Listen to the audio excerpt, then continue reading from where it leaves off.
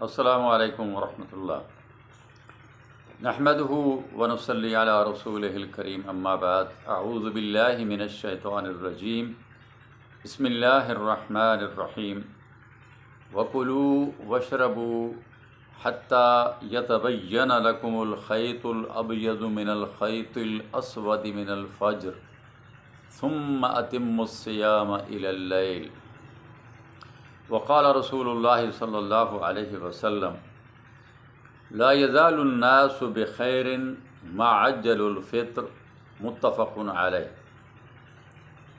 معزز سامعین، سورۃ البقرہ کی ایک آیت کا حصہ روزے کے متعلق تلاوت کی ہے اور اسی طرح صحیح بخاری اور مسلم کی متفق علیہ حدیث آپ کے سامنے پڑھی ہے۔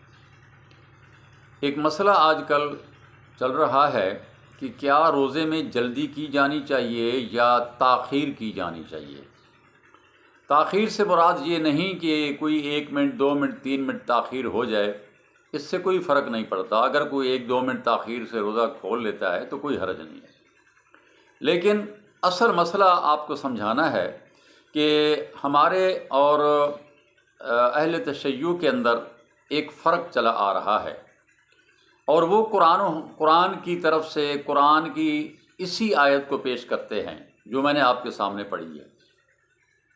یہاں یہ نقطہ مجھے اور آپ کو اچھی طرح سمجھ لینا چاہیے کہ قرآن سب سے پہلے محمد الرسول اللہ صلی اللہ علیہ وسلم پر اترا ہے، اور قرآن کی جو تشریح جو تفسیر محمد الرسول اللہ نے کی ہے، قولاً یا عملاً یا تقریراً، وہ سب سے پہلی اور صحیح ترین تشریح اور تفسیر ہے۔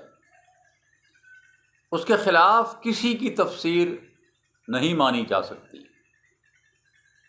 تو اللہ کے رسول صلی اللہ علیہ وسلم پر ہی یہ آیت اتری ہے کہ تم رات کو کھاتے پیتے رہو حتی یتبین لکم الخیط الابیض من الخیط الاسود من الفجر، جب تک کہ فجر کا سفید دھاگا کالے دھاگے سے واضح نہیں ہو جاتا۔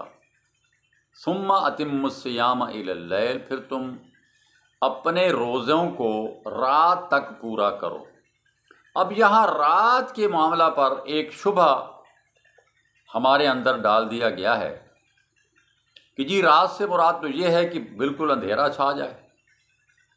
تو میں سب سے پہلے جو بات کر گیا ہوں کہ اس کے بارے میں رسول اللہ صلی اللہ علیہ وسلم سے بڑھ کر کوئی نہیں جانتا قرآن کو۔ آپ صلی اللہ علیہ وسلم کا بلکہ فجر کے بارے میں سفید اور کالے دھاگے کے اندر جو تمیز کرنی تھی، اس کے بارے میں بھی صحابہ کرام کو شبہ لگ گیا۔ حضرت عدی بن حاتم رضی اللہ تعالیٰ عنہ نے اپنے سرانے کے نیچے ایک کالا اور سفید دھاگا رکھ دیا، تو رسول اللہ صلی اللہ علیہ وسلم نے ان کو فرمایا کہ تمہارے دھاگے سے کیا تعلق ہے فجر کا؟ اس سے مراد رات کی تاریکی، کالا دھاگا مراد رات کی تاریکی ہے، اور سفید دھاگا جو ہے رات کی تاریکی سے وہ طلوع فجر ہے۔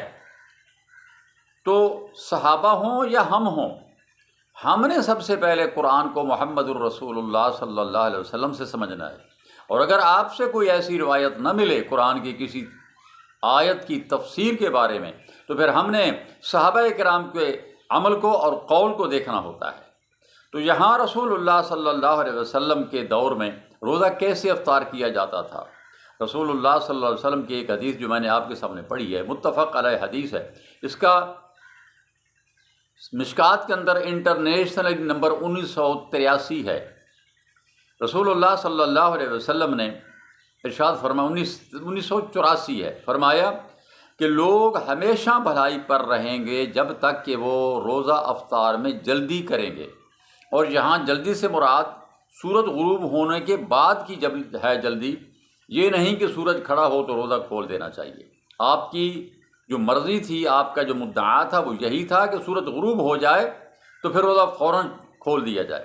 دوسری حدیث آپ نے فرمایا اذا اقبل اللیل من ہا ہنا وادبر النہار من ہا ہنا وغربت الشمس فقد افطر الصائم، یہ بھی متفق علیہ حدیث ہے۔ اس کا انٹرنیشنل نمبر مشکات کے اندر 1985 ہے، آپ اس کو دیکھ سکتے ہیں۔